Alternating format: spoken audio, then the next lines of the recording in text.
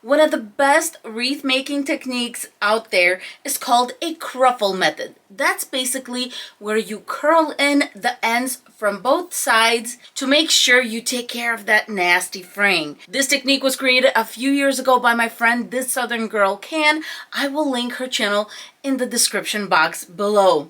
Hello my sweet friends and welcome to DIY with Nadia. I have Louie with me today, and in today's video we are going to use that cruffle method, but we are going to step it up a notch and use this little bunny booty as the center. And of course bunny needs little ears. This is a set I got on Temu. My friends, we are about to have some fun. Let's get started.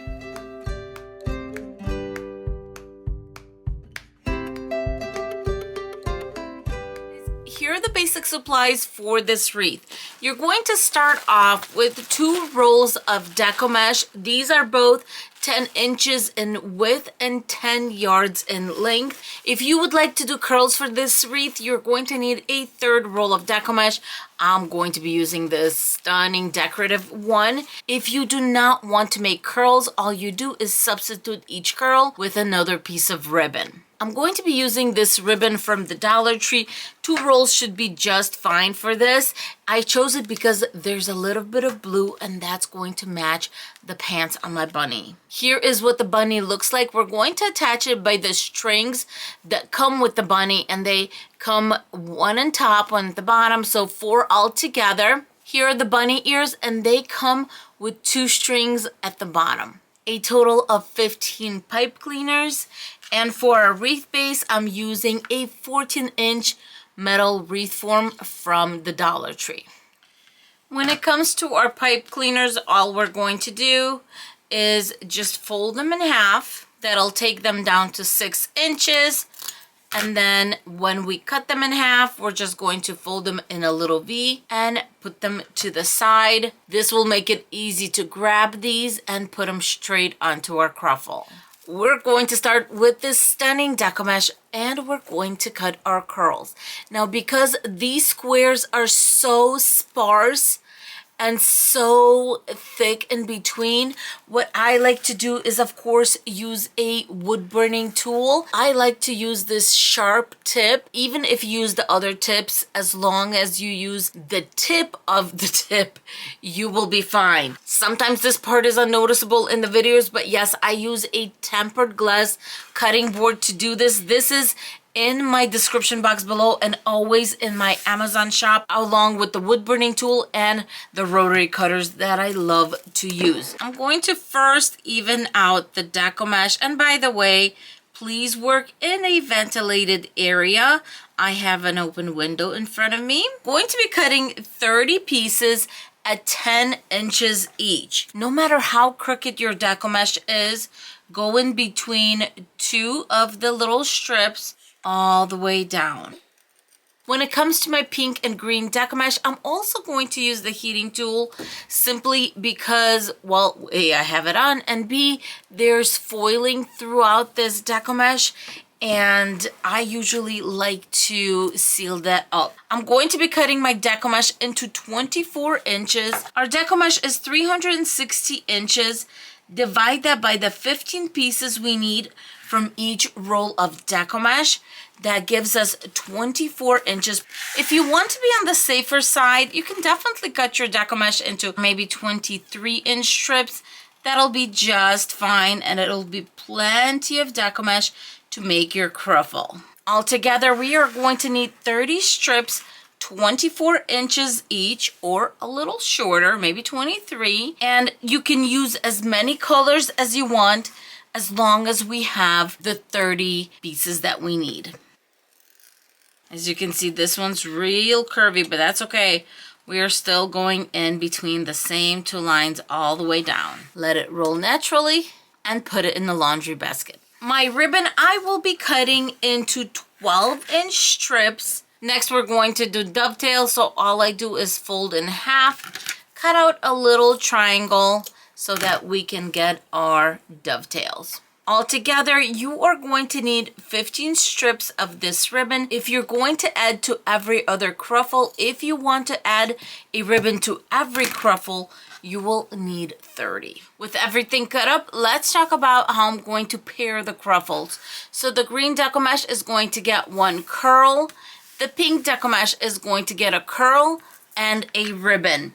You're also going to need a little clamp. First things first, let's make a cruffle. When you make a cruffle, what you want to do is make sure your Deco Mesh is being curled away from the table. Here, we're going to make 3 curls. You want them to be around an inch and clamp. Push this part away from you. Now we're going to do the same thing with the opposite side. 1, 2, 3. And now we're going to gather in the center. I'm going to clamp that off while I make my little curl and get my ribbon ready. When it comes to the ribbon, the easiest thing to do is put it on your mat, whether it's here or to the side of you where it has the 12 inches. I'm just going to go ahead and do one because we have a tail that's going to knock it off. And all I'm doing here is making a curl with my pretty Deco Mesh. Our ribbon is in the center right here. I'm going to crisscross it like this. And I'm going to put it inside of my little cruffle. The pipe cleaners that we cut up earlier, I'm going to place one on in the back. Make sure that it's nice and tight right here. That's going to make the cruffle pop. A few beautiful twists, and look at this gorgeousness. It's colorful, it's pretty. It literally pops up itself. It's going to give us a very poofy, beautiful wreath. Let's do the green one. We're going to repeat the same process with the cruffle where we're going to make 3 curls. If you cut your Deco Mesh a little longer, maybe you can manage 4 curls. That doesn't matter. The point of the curls is to make sure that we hide the edges. Now we're going to bring these in. And let's just clamp them in the center. Bring in my little curl. And that's going to go in the center of our cruffle. Pipe cleaner. Push back just a little bit. And twist nice and tight. How adorable is this? I'm going to continue making the remaining cruffles. All my pretty cruffles are done. Now let's attach them to our wreath base. I'm going to be attaching 5 cruffles per section. We have 6 sections. That is why we made 30 of these. I'm going to flip my wreath base upside down so it looks like a plate. This makes it really easy to connect them from the back. Usually when I do a cruffle wreath, I would attach the cruffles to rows 2 and 3 right in the center. In my case, I have a small centerpiece, that bunny booty, and I want it to be a little bit more stable, so I'm going to bring it in a row, and I'm going to attach on rows 1 and 2 right in the center. The reason you want to attach in the center is because you want to make sure that your cruffle is going to be stable. After I twist up, I'm just going to fold in and fold back. And of course, I'm going to attach every other color since we have 15 of each color. If you're doing 3 colors, you just change them up the way you want to. If it's red, white, and blue, or red, green, and gold, or something like that, you just interchange them and it's going to give you a beautiful even wreath. This is only one section, and if I squeeze it together, because don't forget we're gonna have 5 on each side of this, this is quite full and beautiful.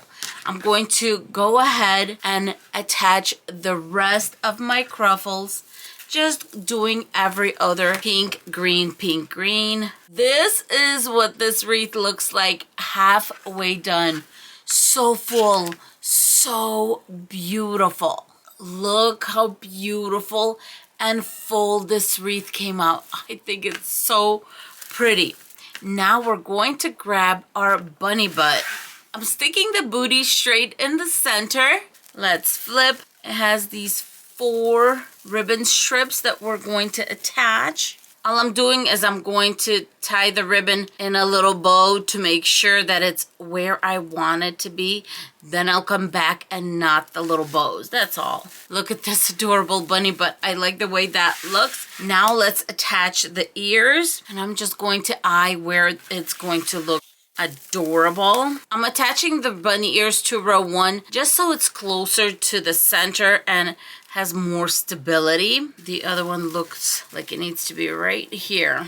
After checking it and making sure that everything looks nice as far as attachment looks in the front, we're going to flip, and then I'm going to undo my little bows and do knots. So basically I'm just going to tie a few more times, but I'm just doing little knots. Cut that off. Next, I'm going to grab a jute cord and make a hanging loop. And I do like to go on intersections for this as much as I can. I'm going to tie a few knots. And then we're going to pull our hanging loop from the front. To cover the back, you can use a placemat, maybe a steering wheel cover. And I do love using a steering wheel cover. All we do is just stretch it really, really well. Then grab a little clamp. We're going to loop it on row 4 and clamp it. And now with both hands, we're just going to make sure that we go around the 4th row. There you go. And everything is beautiful in the back. Now that everything is done, we want to pull out our ribbon. And what I like to do is kind of bend it flat to the front so that you can actually see the ribbon. Maybe one going this way, one going this way. And I'm going to do that going all the way around. I fluffed out this wreath as much as I could. I think it turned out beautiful. And even though we attached our cruffles on rows 1 and 2, look how big and beautiful and full this wreath looks.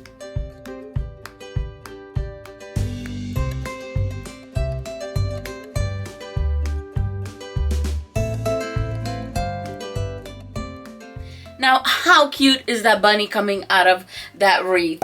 I thought it turned out so pretty. I hope you give the Cruffle method a try.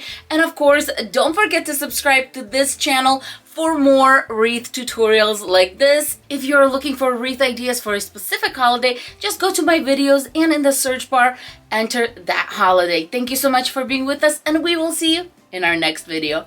Bye, my friends. Mwah! Bye, guys.